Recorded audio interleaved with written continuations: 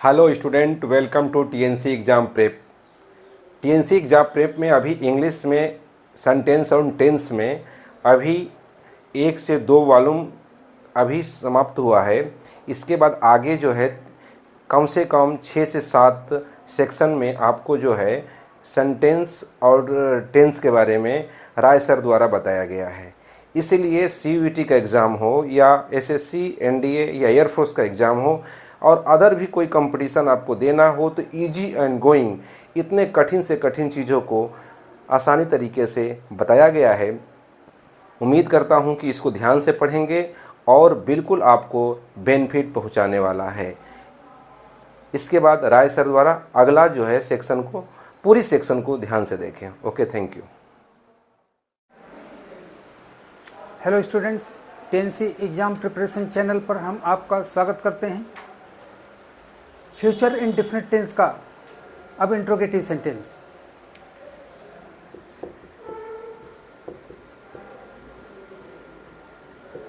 जैसा कि आप जानते हैं कि इंट्रोगेटिव सेंटेंस 2 तरह का होता है। पहला, हिंदी वर्जन में पूछने वाला शब्द वाक्य के पहले होता है, जैसे क्या तुम आज स्कूल जाओगे।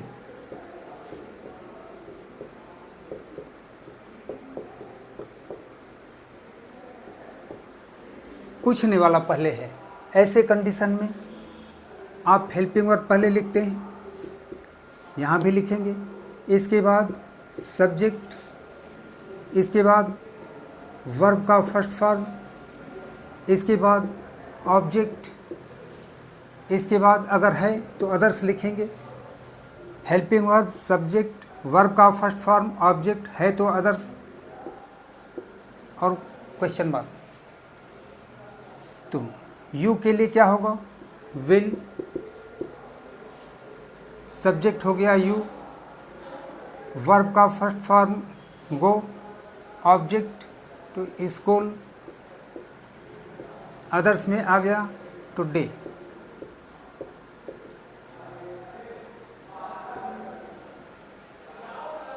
दूसरा वो इंट्रोगेटिव सेंटेंस होता है जिसमें हिंदी वर्जन में प्रश्नवाचक शब्द वाक्य के बीच में होता है। तो जब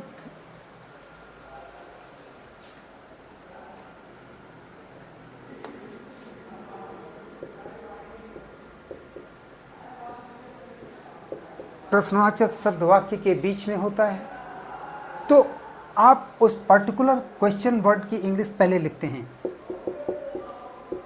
और उसके बाद का सारा फार्मूला वही होता है। तो कब की अपनी इंग्लिश हो गई?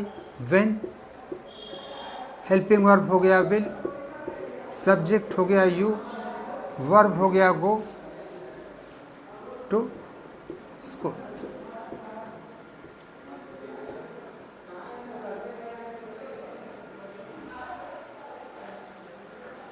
अब इंट्रोगेटिव नेगेटिव में देखिए।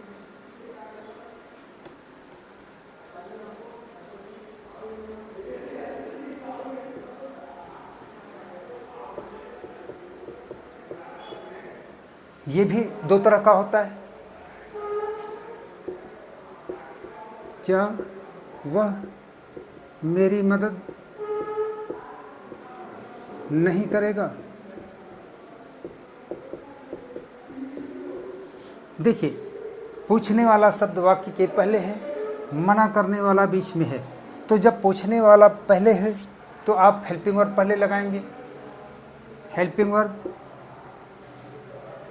इसके बाद सब्जेक्ट, इसके बाद नॉट, इसके बाद वर्ब का फर्स्ट फॉर्म, फिर अगर है तो ऑब्जेक्ट, इसके बाद mark of interrogation.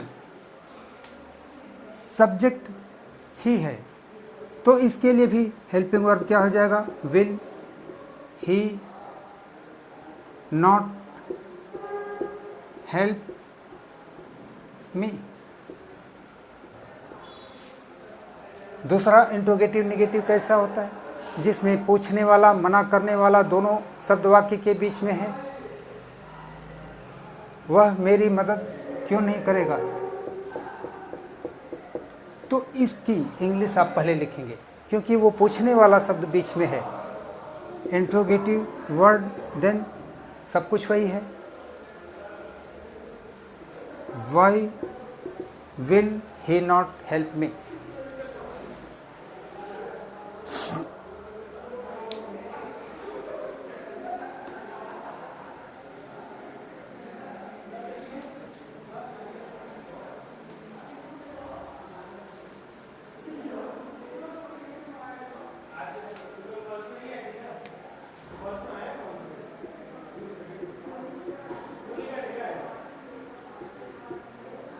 Future continuous tense. Future continuous tense की पहचान क्या होगी? जब किसी भी वाक्य के अंत में रहा होगा, रही होगी, रहे होंगे, रहा होगा अथवा रहेगा, रहेगी, रहेंगे ऐसा कुछ लगा हो, तो आप समझेंगे कि यह फ्यूचर कंटिन्यूअस टेंस का है। फ्यूचर कंटिन्यूअस टेंस में हेल्पिंग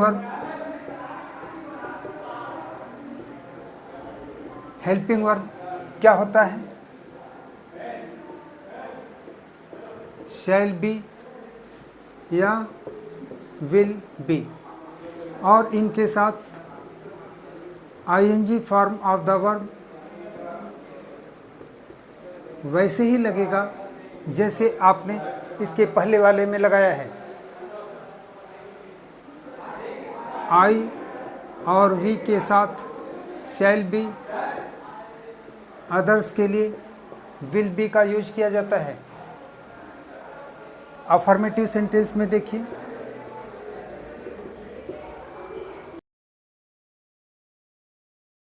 अफर्मेटिव सेंटेंस में क्या होगा? वे अपना काम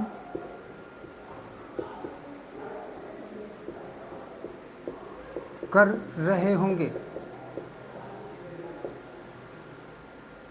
देख रहे हैं? वे अपना काम कर रहे होंगे।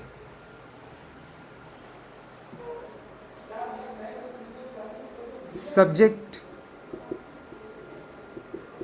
Helping verb ING form of the verb,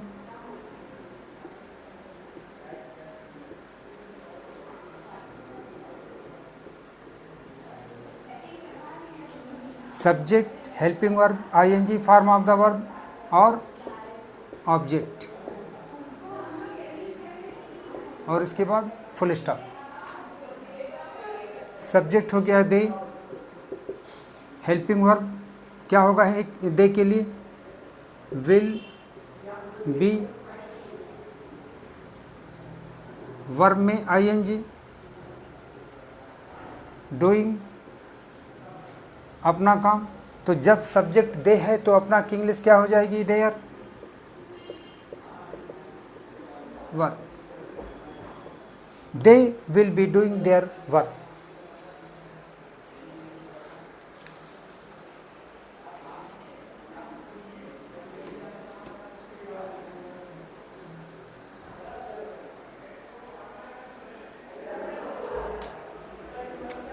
negative sentence में देखिए,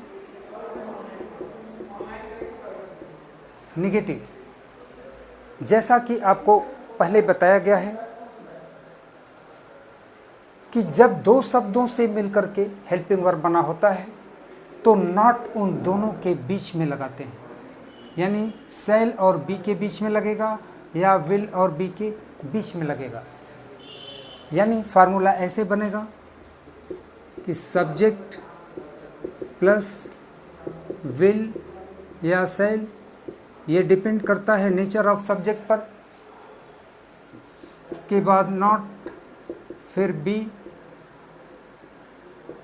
ING form of the verb, then object और फिर full stop.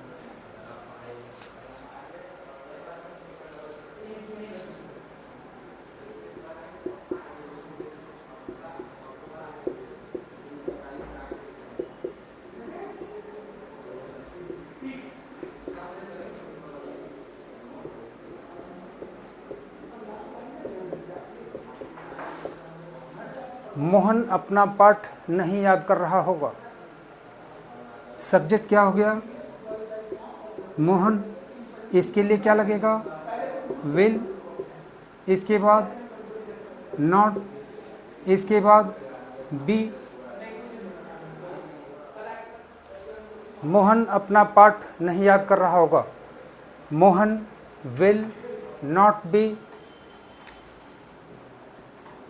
Learning his lesson.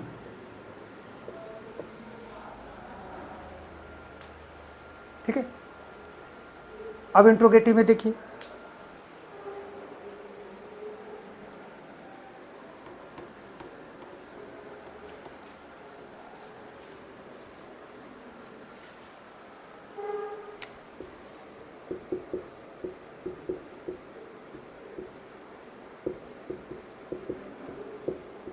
एक बार फिर हम आपको बता दें कि इंट्रोगेटिव सेंटेंस में आप हेल्पिंग वर्ब पहले लगाते हैं, लेकिन तब जब हेल्पिंग वर्ब अकेले होता है। जहाँ जहाँ हेल्पिंग वर्ब अकेले नहीं होगा, दो शब्दों को मिला करके होगा, वहाँ वहाँ first part of the helping verb आप पहले लिखेंगे सेंटेंस के, और second part of the helping verb subject के बाद लिखेंगे। यहाँ भी वही कहानी है।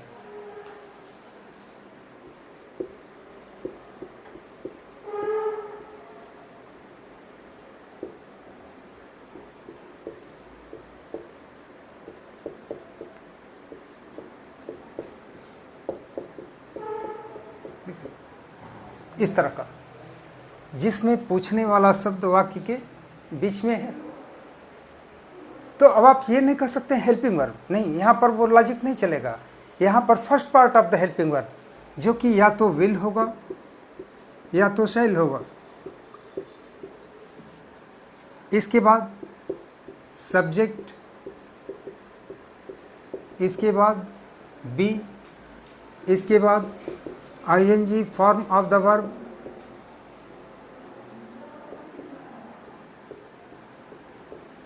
इसके बाद ऑब्जेक्ट, इसके बाद मार्क ऑफ इंट्रोगेशन। तो यू के लिए क्या लगेगा? विल। सब्जेक्ट हो गया you, be singing a song, will you be singing a song? Mark of interrogation. और यही पूछने वाला शब्द अगर वाक्य के बीच में है, तुम कब एक गीत गा रहे होगे, तो पूछने वाला शब्द वाक्य के बीच में आ गया। तो अब पर्टिकुलर इसकी इंग्लिश आप पहले लिखेंगे, जिसको हम इंट्रोगेटिव वर्ड या क्वेश्चन वर्ड के नाम से जानते हैं। तो कब की अपनी इंग्लिश होती है व्हेन, और बाकी सब कुछ वही होगा।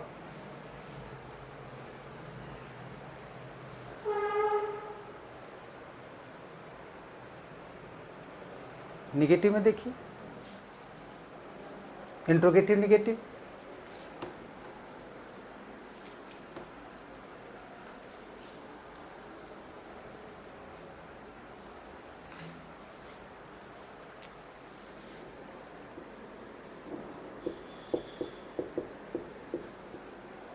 जैसा कि आप जानते हैं कि इंट्रोगेटिव निगेटिव भी दो तरह का होता है। इसमें पूछने वाला शब्द भी होता है, मना करने वाला भी होता है। जब पूछने वाला शब्द वाक्य के पहले है तो आप हेल्पिंग वर्ब लगाते हैं, लेकिन जब दो शब्दों से मिलकर के बना हुआ है तो हेल्पिंग वर्ब नहीं लगाते हैं, first part of the helping verb लगाते हैं।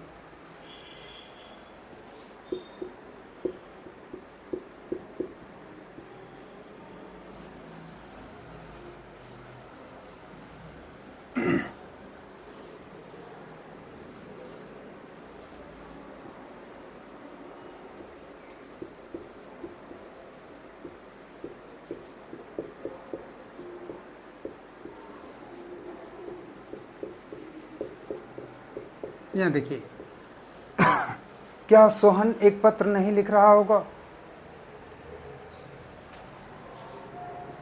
First part of the helping verb या तो विल हो जाएगा या तो शैल हो जाएगा। इसके बाद सब्जेक्ट हो जाएगा।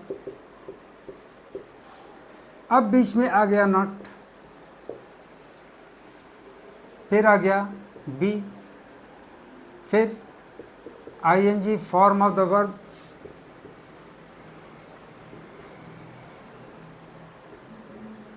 इसके बाद अगर है तो object, then after mark of interrogation. Sohan के लिए क्या लगेगा? विल। यहाँ Sohan not be writing a letter.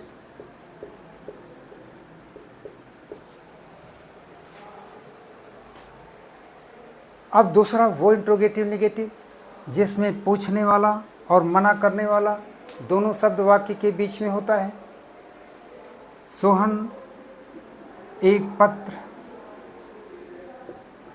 क्यों नहीं लिख रहा होगा? सपोज दैट ये है, तो ये बीच में है इसलिए पार्टिकुलर इसकी इंग्लिश लिखेंगे, जिसको हम इंट्रोगेटिव वर्ड या क्वेश्चन वर्ड के नाम से जानते हैं। तो क्योंकि अपनी इंग्लिश क्या होती है? वाई। बाकी सब वही है।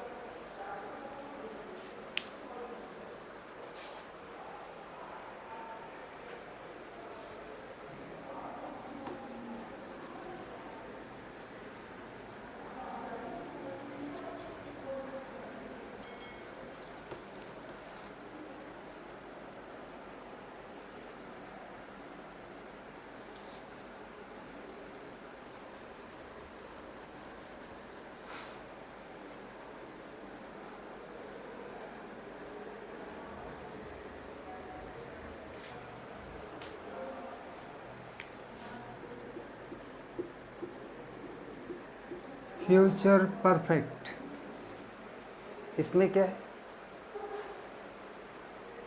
जब किसी भी वाक्य के अंत में चुकेगा, चुकेगी, चुकेंगे, चुकूंगा अथवा चुका होगा, चुकी होगी, चुके होंगे, इस तरह से कुछ लगा होगा हिंदी वर्जन में, तो हम समझेंगे कि वह सेंटेंस फ्यूचर परफेक्ट टेंस का है। फ्यूचर परफेक्ट टेंस का कोई भी सेंटेंस हो, चाहे अफर्मेटिव हो, चाहे निगेटिव हो, या इंट्रोगेटिव हो, या इंट्रोगेटिव निगेटिव हो, सब में हम हेल्पिंग वर्ब लगाते हैं। और इसका हेल्पिंग वर्ब होता है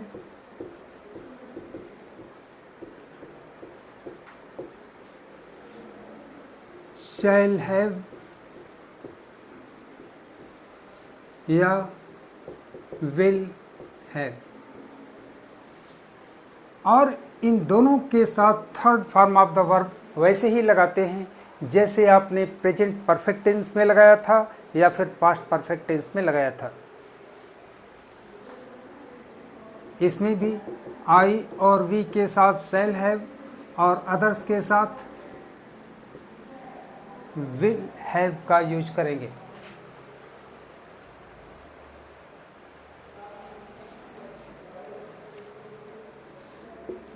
वह कल तक अपना काम कर चुकेगा। एक तो इस तरह से सेंटेंस आता है,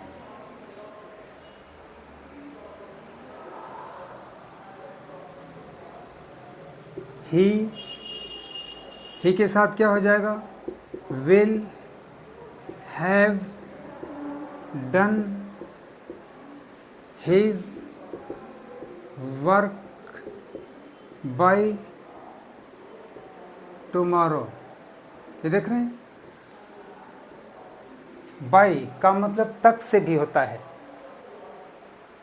प्रीपोजिशन का काम कर रहा है। देखिए फार्मूला क्या बना, सब्जेक्ट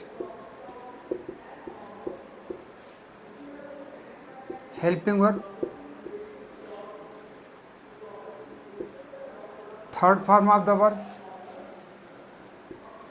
ऑब्जेक्ट अब थोड़ा सा चेंज हुआ, बाई, और उसके बाद इसमें फ्यूचर टेंस में टुमारो का यूज किया जाता है। Subject plus helping verb plus third form of the verb plus object plus by plus tomorrow.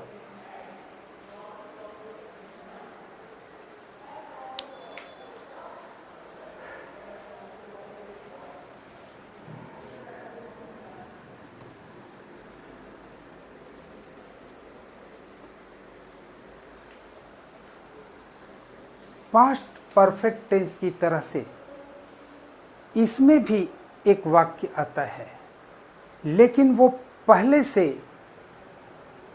जो कंजंक्शन था, दो वाक्यों को जोड़ा होगा, पहले कंजंक्शन से दो वाक्यों को जोड़ा होगा। जैसे मेरे आने से पहले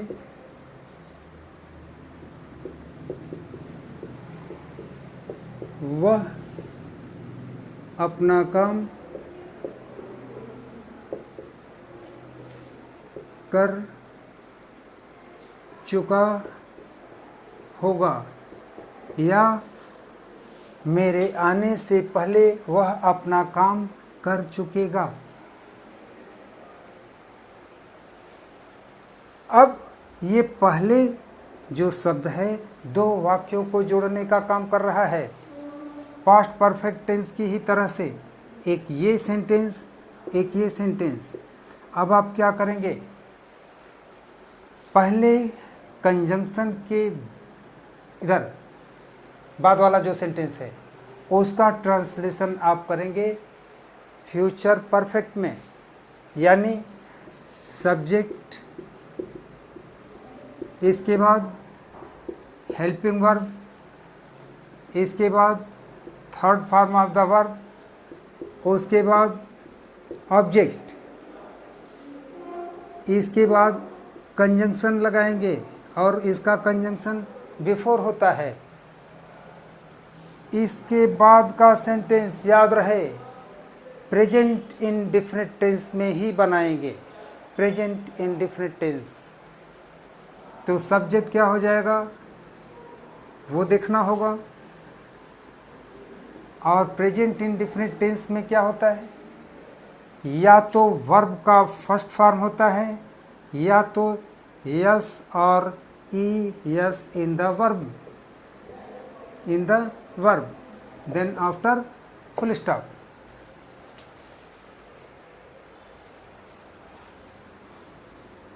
सब्जेक्ट सिंगुलर नंबर का होगा तो यस और E S in the verb होगा। सब्जेक्ट प्लूरल नंबर का होगा, आई या यू होगा तो first form of the verb होगा, बट विदाउट हेल्पिंग वर्ब। देखिए, he will have done his work, ये हो गया he will have done his work, future perfect का हो गया।